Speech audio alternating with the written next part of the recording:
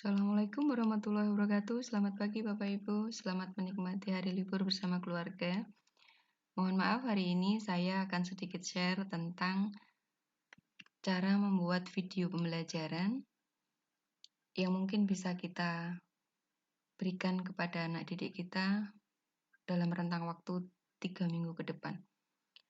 Bapak Ibu yang saya hormati, terkait dengan pelaksanaan daring yang sudah kita laksanakan selama 3 minggu kemarin, hasil dari evaluasi Cabang Dinas Pendidikan Wilayah 7 menghasilkan sebuah dokumen laporan yang diberikan kepada Kepala Dinas Pendidikan dan Kebudayaan Provinsi Jawa Tengah, yang dokumennya juga sudah saya share tadi malam di grup kedinasan. Yang intinya di sana adalah resuman dari kegiatan 3 minggu di wilayah 7 Bapak Ibu, Solo dan Sukoharjo. Terkait dengan hal itu, kita fokus di poin 3 dan 4 Bapak Ibu. Di sana ada permasalahan yang dihadapi oleh siswa-siswa atau peserta didik, khususnya peserta didik kita. Salah satunya adalah anak-anak merasa bosan dengan tugas-tugas dan media pembelajaran yang mungkin itu-itu saja yang diberikan oleh guru.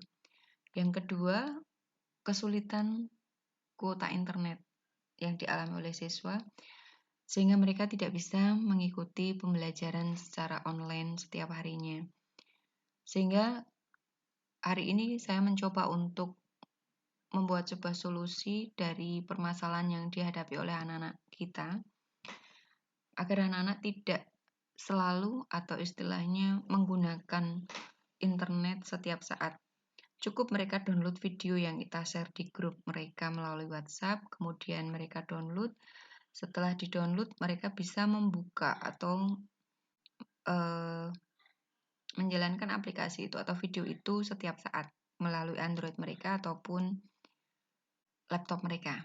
Karena output dari pembuatan video ini nanti akan menghasilkan sebuah file MP4 yang nanti bisa mereka putar di Android ataupun laptop mereka. Oke Bapak Ibu, langsung kita mulai cara membuat videonya. Tapi syarat yang harus Bapak Ibu penuhi adalah Office yang panjenengan gunakan nanti sudah versi 2016 atau versi 2019. Kalau masih versi di bawahnya, Bapak Ibu harus install dulu versi 2016. Oke Bapak Ibu, kita mulai membuka file yang sudah kita miliki Bapak Ibu. Jadi file-file PowerPoint yang kita miliki, nanti kita bisa bikin video-videonya. Ini sebenarnya juga solusi buat kita ketika nanti kita sudah kembali ke sekolah kembali.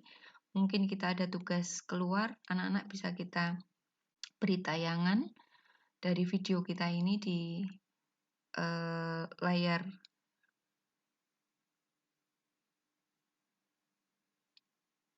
laptop kita, kemudian kita proyeksikan ke proyektor dengan proyektor yang ada di sekolah ke LCD yang kita punya. Oke Bapak Ibu, kita klik tombol File Explorer, kemudian kita cari tempat penyimpanan file kita. Kebetulan tempat saya simpan di drive E. Kemudian saya masukkan ke folder kumpulan materi daring. Sengaja saya sendirikan biar mencarinya gampang Bapak Ibu. Kita double klik file yang mau kita buat video. Seperti ini Bapak Ibu. Setelah muncul file yang mau kita buat video, kita klik menu insert, kemudian kita pilih tombol screen recording. Ini Bapak Ibu, perbedaan dari Office 2016 dan versi sebelumnya. Kalau versi sebelumnya itu tidak ada tombol screen recording seperti ini Bapak Ibu. Adanya hanya tombol video dan audio saja. Tuh. Sehingga kita harus di versi 2016. Kita klik screen recording Bapak Ibu. Setelah kita klik screen recording akan muncul tombol-tombol record, seperti ini. Yang kita lakukan adalah klik tombol select area terlebih dahulu Bapak Ibu. Fungsi dari tombol select area adalah kita membuat besar kecilnya area yang nanti kita gunakan untuk menayangkan paparan kita. taruhlah sebesar ini Bapak Ibu. Kemudian kita lepas. Setelah kita lepas drag area atau wilayah paparan, maka tombol record otomatis akan aktif. Setelah tombol record ini kita klik, maka semua yang terjadi pada layar kita akan terekam Bapak Ibu. Sehingga sebelum kita klik record, ada baiknya tombol-tombol atau window-window lain kita close dulu. Kita close, kemudian kita aktifkan PowerPoint yang sudah kita aktifkan tadi. Kemudian slide-nya kita jalankan. Seperti ini Bapak Ibu. Baru kita klik record.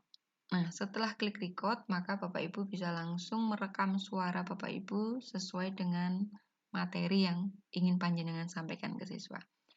Oke, ini saya akan mulai mencoba untuk klik record, kemudian saya akan merekam sesuai dengan materi yang akan saya sampaikan kepada siswa saya. Saya klik record. Ya. Assalamualaikum warahmatullahi wabarakatuh. Selamat pagi anak-anak. Gimana kabarnya hari ini? Semoga kalian dalam kondisi sehat, tidak kurang suatu apapun. Anak-anak yang Bumur sayangi, rasanya sudah lama ya kita nggak ketemu ya. 3 minggu kita melaksanakan daring, bahkan lebih karena kalian sudah melaksanakan prakerin lebih awal ya. Oke, hari ini Bumur akan memberikan sebuah video yang berisi penjelasan mengenai mail server. Mail server sebenarnya sudah kita bahas sebelum kalian berangkat prakerin. Dan akan kita lanjut lagi setelah kalian pulang dari prakerin. Tetapi karena ada virus corona ini, akhirnya kalian harus mengakhiri atau pending dulu prakerinnya dan kembali belajar tapi dari rumah. Tidak apa-apa anak-anak, kita harus selalu semangat dan tetap optimis dan jangan lupa selalu menjaga kesehatan dan selalu berdoa. Oke anak-anak, kita lanjut lagi materi mail server kita ya. Kita refresh kembali. Apa toh mail server itu? Email itu merupakan layanan internet yang digunakan untuk pengiriman pesan berbasis teks. Saya ulang. Email merupakan layanan internet yang digunakan untuk pengiriman pesan berbasis teks. Jadi, email ini sebenarnya seperti surat biasa, tetapi pengirimannya melalui media elektronik, dalam hal ini internet ya. Karena begitu pentingnya email, hampir setiap instansi itu pasti menggunakan email sebagai media komunikasi teksnya. Meskipun dalam prakteknya, sekarang ini keberadaan email sudah mulai tergeser dengan adanya WhatsApp. Tetapi masih banyak dokumen-dokumen yang riskan ketika dikirim via WhatsApp ya, karena kapasitasnya besar, karena pentingnya dokumen itu instansi lebih memilih email daripada WhatsApp. Oke. Kita mulai anak-anak. Di bawah ada gambar ilustrasi pengiriman email dari satu user ke user lain. Kita mulai ya. Dalam gambar kita ilustrasikan ada 2 perusahaan. Yang pertama adalah company1.com, yang kedua adalah company2.com. Dalam gambar ini masing-masing perusahaan sudah memiliki domain masing-masing. Sehingga masing-masing email yang dimiliki oleh klien atau user dari pegawai-pegawai perusahaan itu sudah berbasis domain masing-masing perusahaan. Contoh begini. Irene ini adalah karyawan dari company1.com. Dia ingin mengirim email kepada mark@company2.com. Nah, proses pengirimannya adalah Irene menulis email yang nantinya akan dikirim ke server company1.com, kemudian dari company1.com akan dikirim ke servernya company2.com. Dari company2.com akan dikirim email itu ke tujuan, yaitu ke mark@company2.com. Oke. Ketika Mark sudah membaca email dari Irene, maka kemungkinan dia akan membalas. Ketika Mark akan membalas surat dari Irene atau mengirim email kepada Irene, maka proses yang dilakukan oleh Mark juga sama. Dia akan meng-email Irene, di mana email dia nanti akan masuk ke server perusahaan dia terlebih dahulu.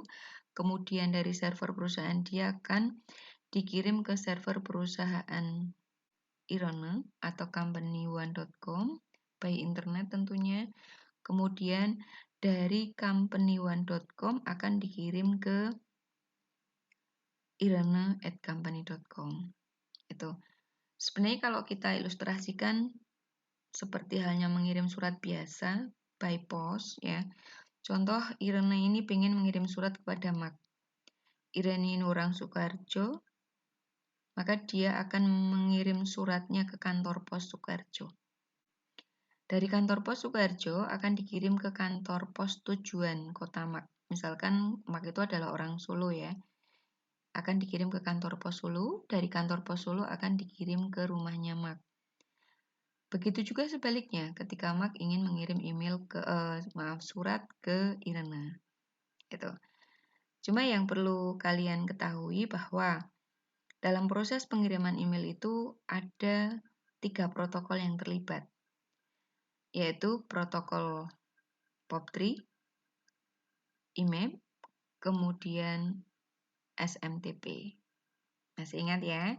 Protokol-protokol itu semuanya ada di lapisan 7 dari layer OSI.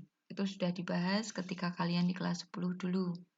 Nah, sekedar mengingatkan saja, ketika Irene mengirim surat, maka Irene ini akan istilahnya surat itu keluar. Kalau surat keluar, maka protokol yang digunakan adalah protokol SMTP. Fungsi dari protokol SMTP itu adalah menampung sekaligus mendistribusikan email. Tetapi ketika Irene itu menerima surat dari server ke dia, maka proses pengiriman dari server ke klien ini menggunakan protokol POP3. Ya. Kemudian email yang dikirim dari company1.com ke company2.com itu membutuhkan protokol IMAP karena menggunakan internet atau istilahnya web ya. Oke. Demikian juga untuk Mark ya. Ketika Mark menerima email, maka dia menggunakan protokol atau protokol yang berjalan adalah protokol POP3. Kemudian ketika dia mengirim, maka Mark atau protokol yang berjalan adalah protokol SMTP. Terus sekilas mengenai mail server dan proses pengirimannya serta protokol yang digunakan. Cukup untuk hari ini. Silahkan kalian coba pahami. Kalau ada pertanyaan silahkan disampaikan lewat grup. Dan coba kalian cari kelebihan dan kekurangan dari penggunaan email dibanding dengan penggunaan surat biasa. Demikian anak-anak, terima kasih. Salam sehat selalu. Assalamualaikum warahmatullahi wabarakatuh.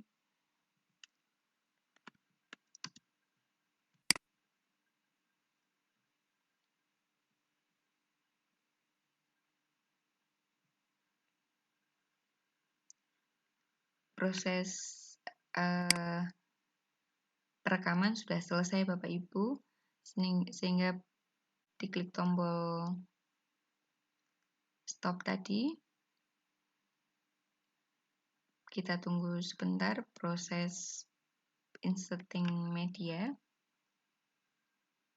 Nah, hasilnya seperti ini Bapak Ibu. Ini bisa panjenengan coba jalankan dulu sebelum di-share ke anak-anak langsung dari slide yang jenengan punya tadi. contoh, ini kita klik play. Assalamualaikum warahmatullahi wabarakatuh. Selamat pagi anak-anak. Gimana kabarnya hari ini? Nah, itu Bapak Ibu hasil rekaman dari slide tadi. Kemudian kita klik kanan saja dari tampilan media yang sudah muncul. Kemudian kita pilih Save Media As. Kemudian kita kasih nama, misalkan media pembelajaran daring 1 misalkan. Jangan lupa Bapak Ibu pilih tempat penyimpanan biar tidak kesulitan ketika mau membuka. Kita masukkan saja ke folder sesuai dengan tempat materi-materi kita. Ya, kemudian kita save. Dah, selesai Bapak Ibu. Langkah selanjutnya adalah panjenengan share file video itu ke WhatsApp-nya siswa. Oke, cara membukanya adalah kita klik